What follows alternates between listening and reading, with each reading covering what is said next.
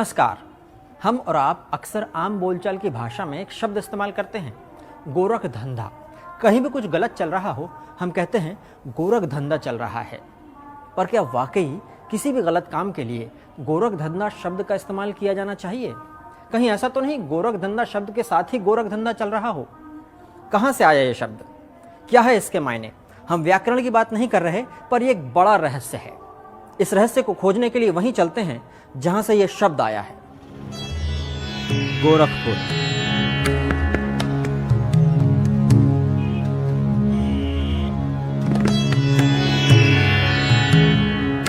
भारत के किसी भी आम शहर के जैसा खास है तो गोरक्षनाथ। कुछ इस तरह कि कोई पूछे कि तेरे पास क्या है, तो पूरा गोरखपुर कह उठेगा मेरे पास गोरक्षनाथ है। गोरक्षनाथ नाम तो यही है, पर चलती जुबान में गोरखनाथ बन गया। शहर का नाम भी उन्हीं के नाम पर पड़ गया।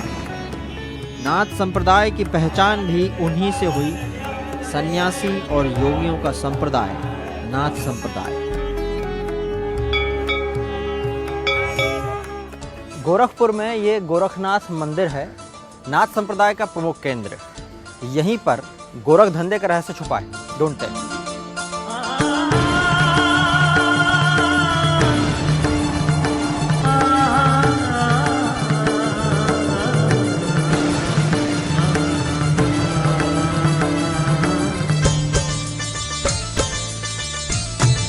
जय गुरु गोरख मंत्र जो गायो, जय गुरु गोरख मंत्र जो गायो, जीवन नाउ पार लगायो, जीवन नाउ पार लगायो, जय गुरु गोरख। जाहिर लगता है गोरख धंधा शब्द गोरखनाथ से जुड़ा हुआ है, इसलिए गोरखनाथ की कहानी जाननी जरूरी है।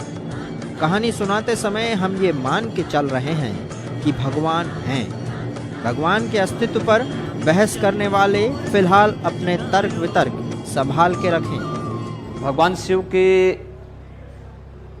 जो अलग अलग स्वरूप हैं, उनका रौद्र जो रूप है वो रुद्र के रूप में है, कल्याणकारी रूप है वो शिव के रूप में है, और योगी का जो उनका स्वरूप है वो गोरक्षनाथ के रूप में है। गोरखनाथ के जन्म की कहानी दिलचस्प है। कहानी ऐसी है कि 8वीं शताब्दी की बात है। नाथ संप्रदाय की शुरुआत करने वाले योगी मत्स्येंद्र नाथ ने बच्चा चाहने वाली महिला को भभूति खाने के लिए दी। महिला ने भभूति खाई नहीं, कूड़े के गड्ढे में गोबर पर फेंक दी। उसी गोबर पर गोरखनाथ का जन्म हुआ। गोरखनाथ को मत्स्येंद्र नाथ ने अपना शिष्य बना लिया। मत्स्येंद्र नाथ खुद नारायण अवतार थे। उन्होंने गोरखनाथ को योग सिखाया, मंत्र विद्या दी। गोरखनाथ ने कड़ी तपस्या की।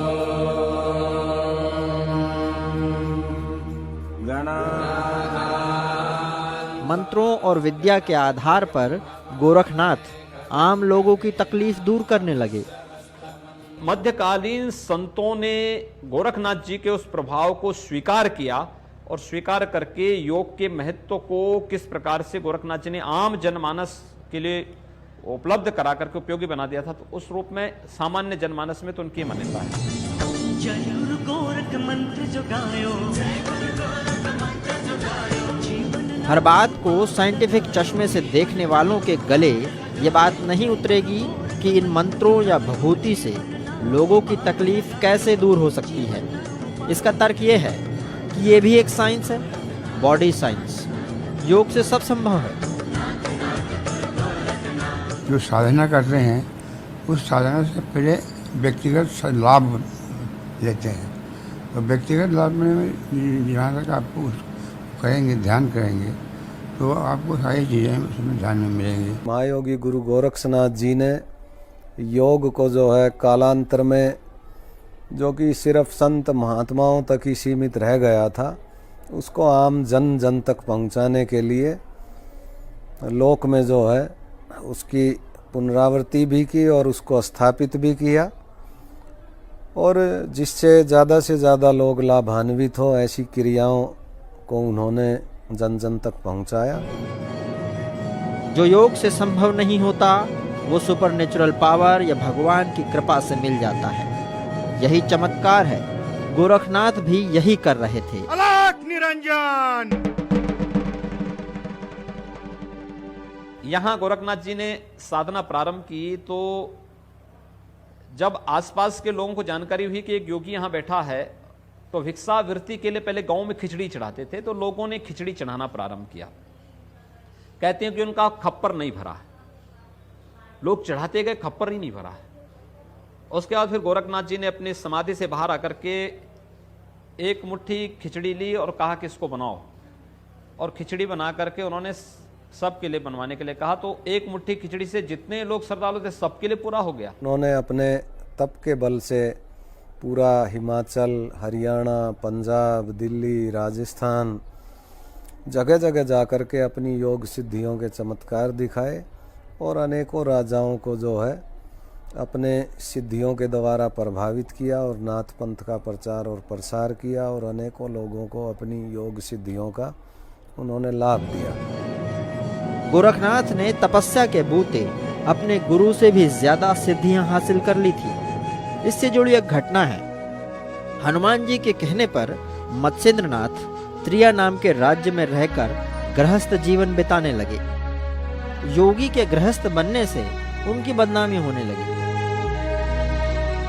मत्स्येंद्रनाथ को वापस लाने के लिए गोरखनाथ त्रिया नाम के राज्य में गए।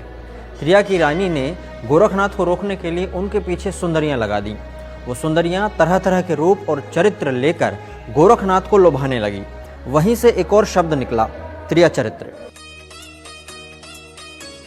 लेकिन त्रिया चरित्र का प्रभाव गोरखनाथ पर नहीं पड़ा। वहां उन्होंने हनुमान जी से युद्ध किया और अपनी शक्तियों के बलबूते गुरु मत्स्येंद्रनाथ को वापस लाए।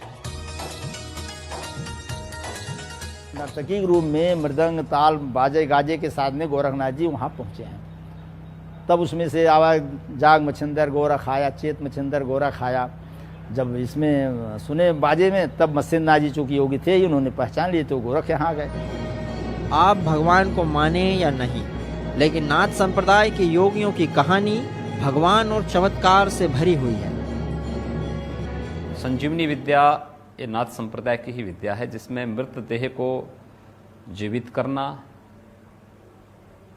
या इस देह को, इस पिंड को कहीं एक जगह स्थापित करके किसी दूसरे शरीर में प्रवेश कर जाना, किसी दूसरे जीव में प्रवेश कर जाना, जैसे प्रकाया प्रवेश करते हैं, ये इसमें अपने नाथ योगी पारंगत रहे हैं और ये परंपराएं काफ़ी लंबे कालखंड तक चली हैं। और लेकिन जब एक समय के बाद उसका दुरुपयोग होने लग गया तो उसको फिर कीलक किया गया। ये चमत्कार दरअसल गोरखनाथ की खोजी हुई विधियों और तरीकों से होता था। इनमें तंत्र और मंत्र विधियां भी शामिल थीं। गोरखनाथ ने उन तरीकों को लोक कल्याण के लिए बाकी योगियों को भी उपलब्ध कराने की व्यवस्था कर दी। इन विधियों से शक्तियां हासिल करने के कई रास्ते बताए।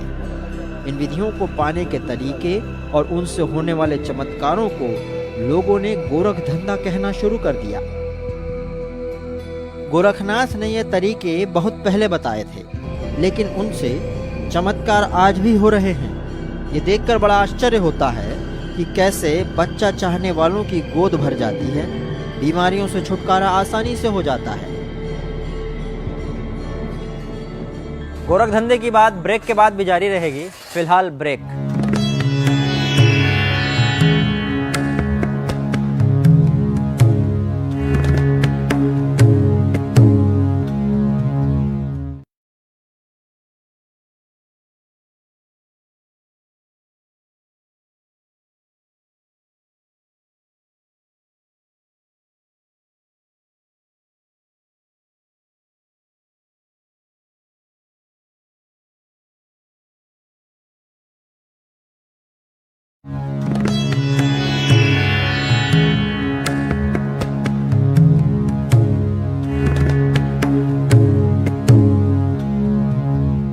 ब्रेक से पहले हम गोरख धंधे की बात कर रहे थे और उसी के अंतर्गत नाथ संप्रदाय की कहानी देख रहे हैं।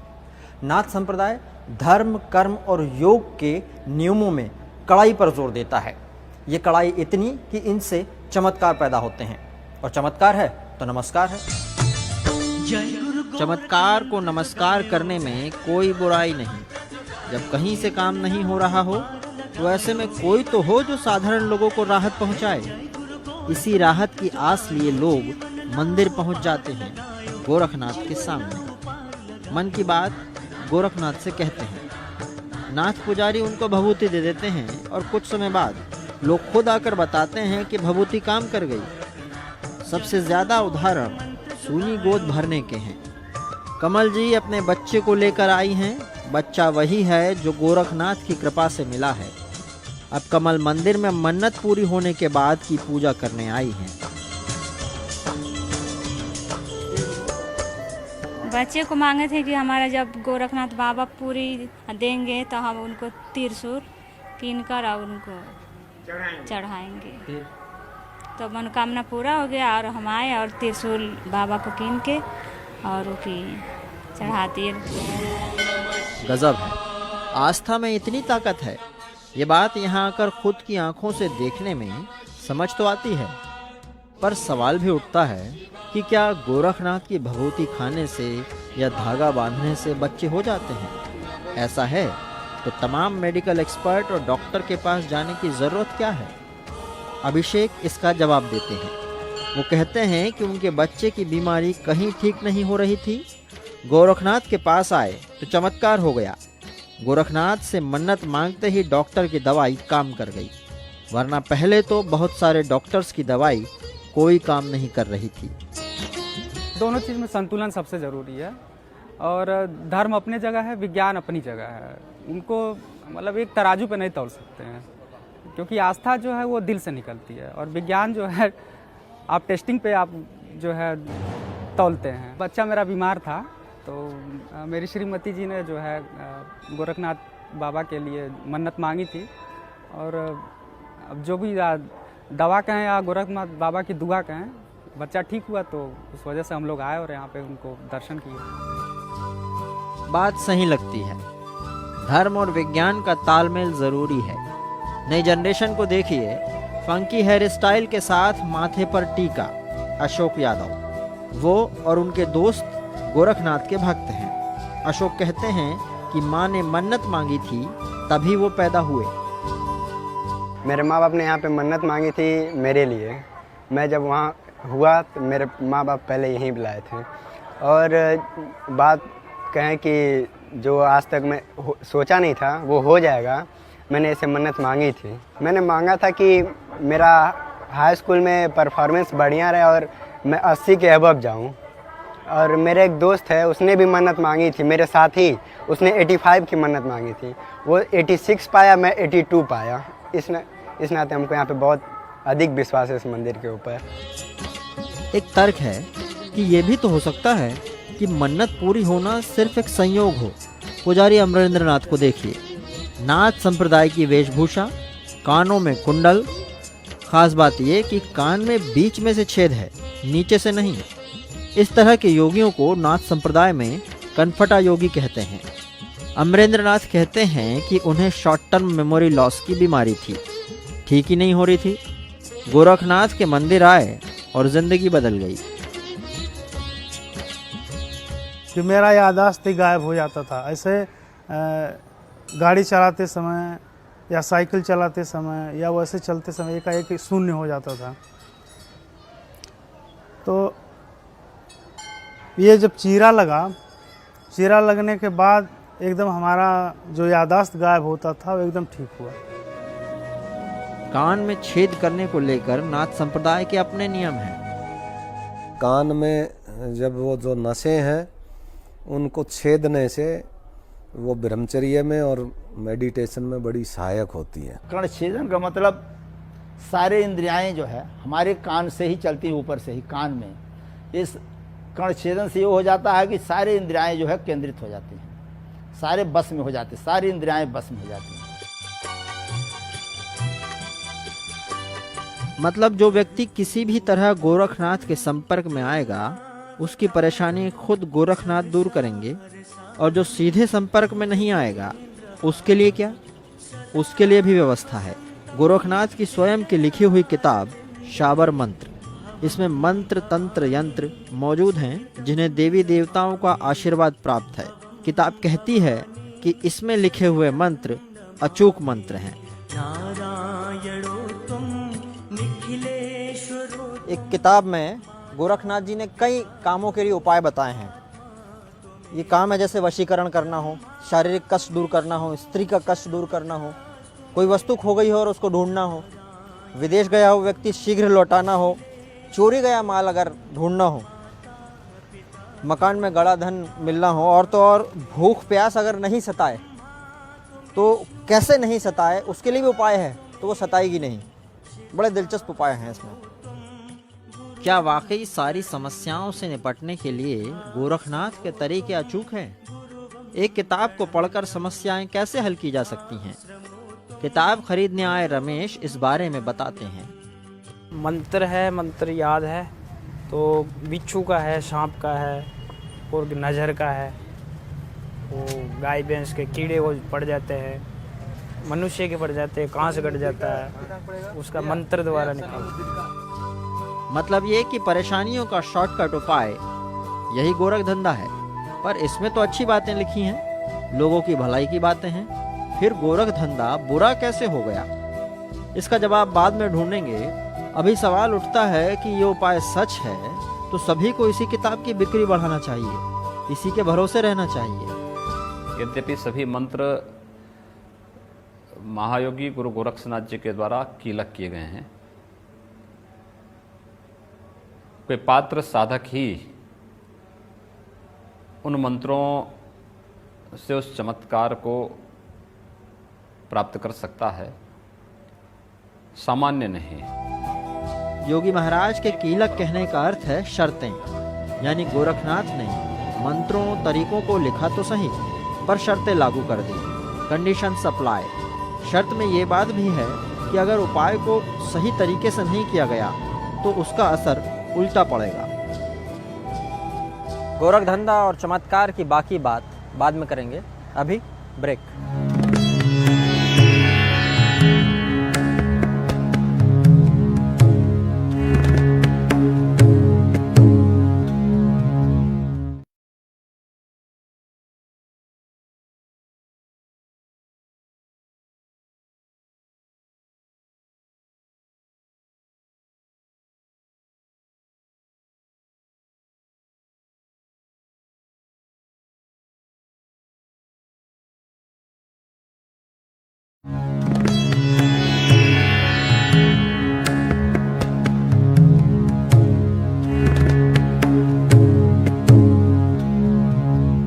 नमस्कार। ब्रेक के बाद भी कहानी जारी है।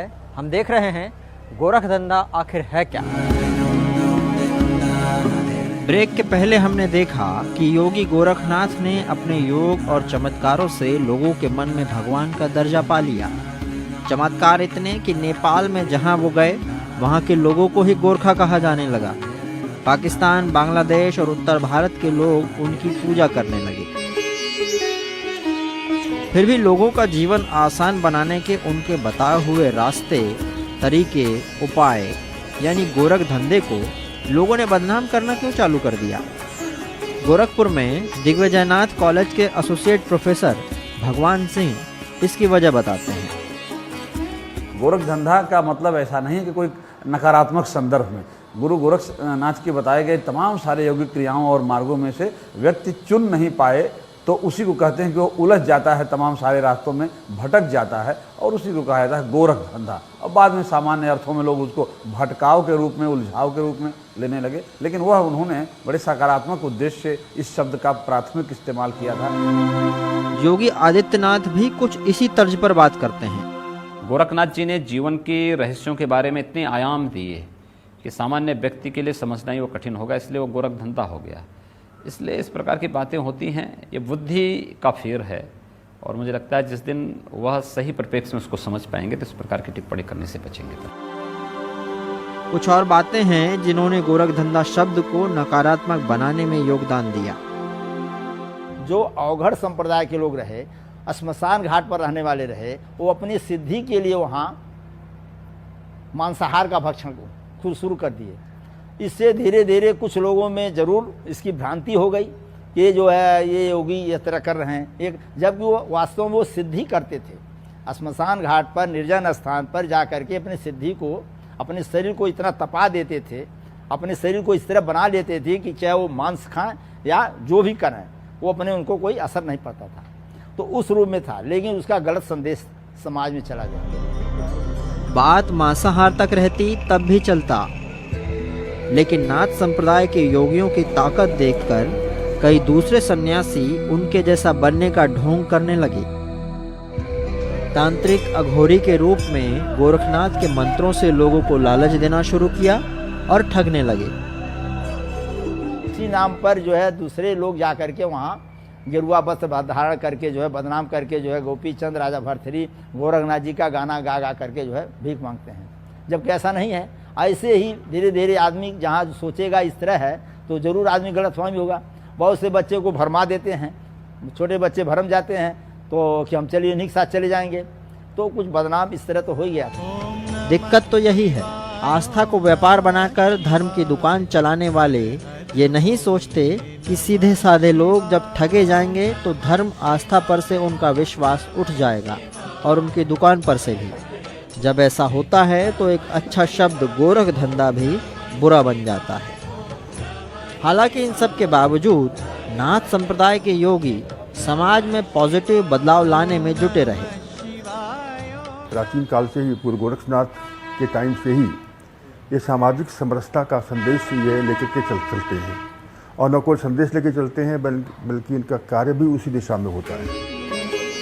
लोक कल्याण और सामाजिक बदलाव की कड़ी में बात बड़ी इंटरेस्टिंग निकली। राजनीति के माध्यम से लोक कल्याण करना, योगियों की परंपरा से थोड़ा हटकर राजनीति में जाकर लोगों की भलाई का तरीका गोरखनाथ पीठ के मुखिया योगी अवैधनाथ ने निकाला और उनके उत्तराधिकारी योगी आदित्यनाथ बतौर सांसद इस काम को कर रहे हैं। मंदिर के बगल में ही रोज दरबार लग जाता है और नारायण में ध्यान लगाने वाले योगी नर नारायण की समस्या पर ध्यान लगाने लगते हैं।